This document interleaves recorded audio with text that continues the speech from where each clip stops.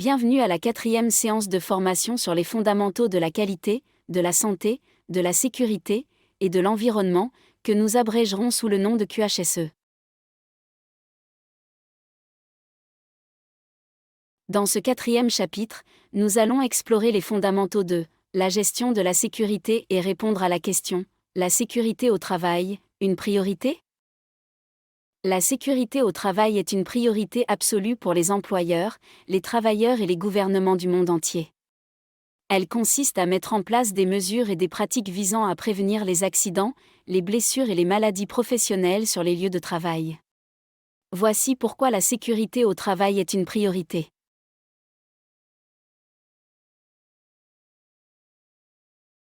1. Protection de la vie humaine. La sécurité au travail vise avant tout à protéger la vie et la santé des travailleurs. Chaque personne a le droit de travailler dans un environnement sûr et de rentrer chez elle en toute sécurité chaque jour. 2. Réduction des accidents et des blessures. Les accidents du travail et les blessures professionnelles peuvent avoir des conséquences graves sur la vie des travailleurs et de leurs familles. La sécurité au travail vise à réduire ces risques et à prévenir ces événements tragiques. 3. Amélioration de la productivité. Un lieu de travail sûr est souvent un lieu de travail plus efficace. La réduction des accidents et des interruptions liées aux blessures permet d'améliorer la productivité et la qualité du travail. 4. Réduction des coûts. Les accidents du travail et les blessures entraînent des coûts élevés pour les employeurs, y compris les frais médicaux, les indemnisations des travailleurs, les pertes de production et les coûts juridiques. La sécurité au travail peut aider à réduire ces coûts. 5. Conformité légale. Dans de nombreux pays, il existe des lois et des réglementations strictes en matière de sécurité au travail. Les employeurs ont l'obligation légale de respecter ces normes pour éviter des sanctions et des amendes. 6. Image de marque et responsabilité sociale. Les entreprises qui accordent de l'importance à la sécurité au travail montrent leur engagement envers la responsabilité sociale et renforcent leur image de marque auprès des travailleurs, des clients et du public. 7. Réduction de l'absentéisme. Un environnement de travail sûr peut contribuer à réduire l'absentéisme des travailleurs en raison de maladies ou de blessures liées au travail. 8. Meilleure qualité de vie au travail. Les travailleurs se sentent plus en confiance et plus satisfaits lorsqu'ils savent qu'ils travaillent dans un environnement sûr. Cela peut améliorer leur morale et leur bien-être au travail. 9. Prévention des risques professionnels. La sécurité au travail implique également la prévention des risques professionnels, tels que l'exposition à des produits chimiques dangereux, des équipements défectueux ou des pratiques de travail non sécuritaires.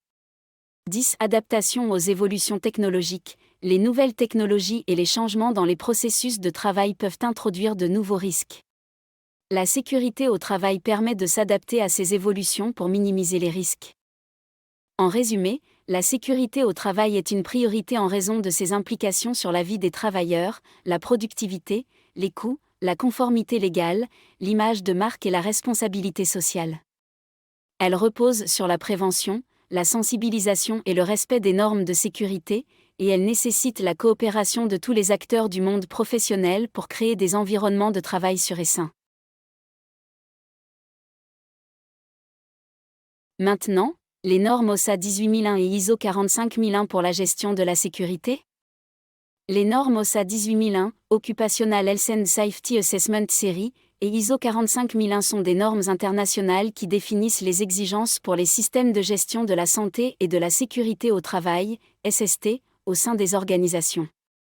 Elles visent à aider les entreprises à mettre en place des pratiques efficaces de gestion de la sécurité au travail pour prévenir les accidents, les blessures et les problèmes de santé liés au travail.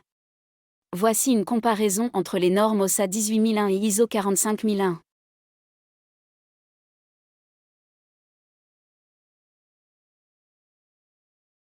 OSHA 18001, origine. L'OSHA 18001 a été élaboré par un organisme britannique, le British Standard Institution, BSI. Portée, l'OSHA 18001 est une norme britannique largement utilisée à l'échelle internationale pour la gestion de la santé et de la sécurité au travail. Structure. Elle suit une structure de haut niveau similaire à d'autres normes de systèmes de gestion, telles que la norme ISO 9001 pour la gestion de la qualité. Certification. Les organisations peuvent obtenir une certification conforme à l'OSHA 18001 après avoir été auditées par un organisme de certification. Durée de validité. l'OSA 18001 était valable jusqu'à son remplacement par l'ISO 45001.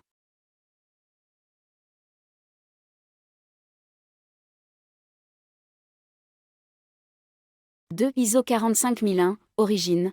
L'ISO 45001 est une norme internationale élaborée par l'Organisation internationale de normalisation, ISO. Portée. L'ISO 45001 est conçu pour être applicable à tous les types d'organisations, indépendamment de leur taille, de leur secteur ou de leur emplacement géographique. Structure. Elle suit la structure de haut niveau commune à toutes les normes de système de gestion ISO, ce qui facilite l'intégration avec d'autres systèmes de gestion tels que la qualité, ISO 9001, ou l'environnement, ISO 14001. Certification. Les organisations peuvent obtenir une certification conforme à l'ISO 45001 en passant par un processus d'audit mené par un organisme de certification accrédité. Durée de validité. L'ISO 45001 a été publiée pour remplacer l'OSA 18001, et elle est désormais la norme internationale reconnue pour la gestion de la santé et de la sécurité au travail.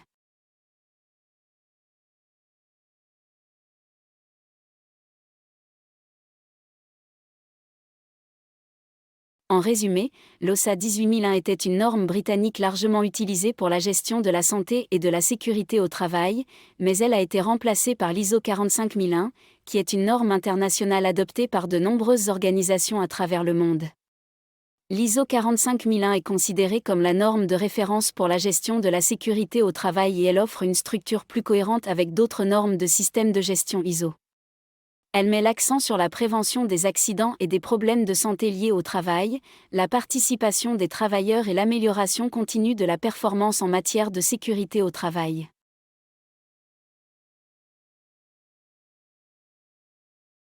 L'évaluation des risques et la prévention des accidents ?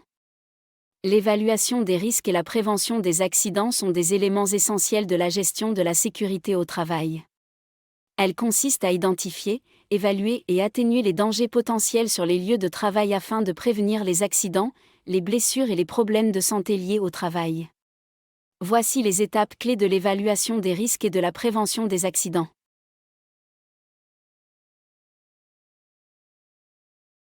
1. Identification des dangers. La première étape consiste à identifier tous les dangers potentiels sur les lieux de travail. Cela peut inclure des dangers physiques, machines dangereuses, objets tranchants, chimiques, exposition à des produits chimiques nocifs, biologiques, exposition à des agents pathogènes, ergonomiques, mauvaise posture, soulever des objets lourds, et psychosociaux, stress, harcèlement. Point 2. Évaluation des risques. Une fois les dangers identifiés, il est nécessaire d'évaluer les risques associés à chaque danger.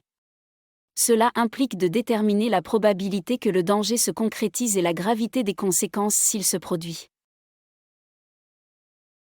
3. Détermination des mesures de prévention. Sur la base de l'évaluation des risques, des mesures de prévention appropriées doivent être déterminées.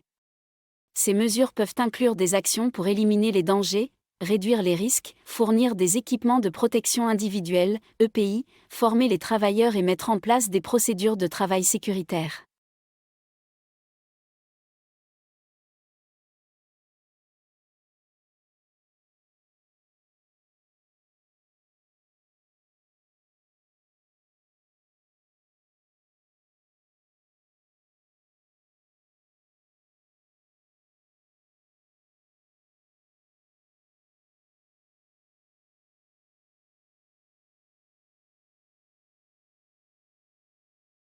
T. 8. Participation des travailleurs. Il est essentiel d'impliquer les travailleurs dans le processus d'évaluation des risques et de prévention des accidents. Les travailleurs sont souvent les mieux placés pour identifier les dangers et proposer des solutions. 9. Amélioration continue. La prévention des accidents est un processus continu d'amélioration. Les organisations doivent s'efforcer constamment d'identifier de nouveaux dangers potentiels et de mettre à jour leurs mesures de prévention en conséquence. 10. Conformité légale. Il est important de se conformer aux lois et réglementations en matière de sécurité au travail, qui varient selon le pays et le secteur d'activité.